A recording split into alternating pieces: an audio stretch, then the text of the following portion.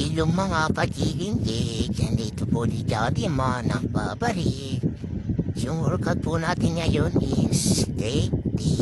Kahit walang legs, magdinigdi pa rin po tayo kasi hindi binayaan ng malaking legs. Yung ginawa po natin dyan is warm-up set po natin sa leg extension. Yung ginawa ko po dyan is 2 sets and 8 repetition para uminit po yung ulo. Ito na po yung final set ko po.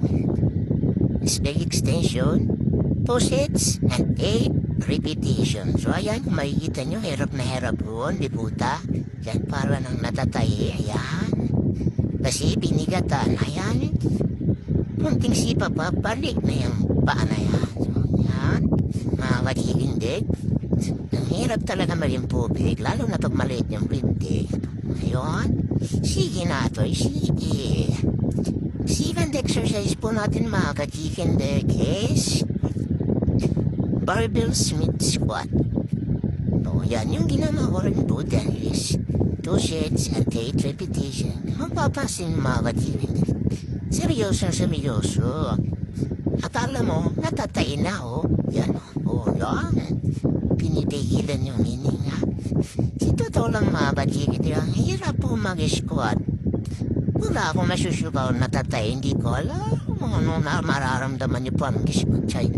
Paano mo pong sobrang bigat mo? Puputok yung pit mo o yung ulo mo. Ayan.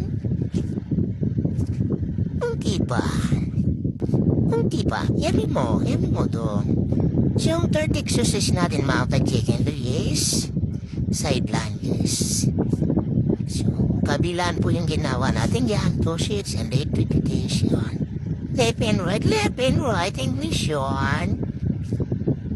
Yan, para magpantay naman natin yung chicken legged natin, mga ka-chicken legs. Yan. Oh. Yan.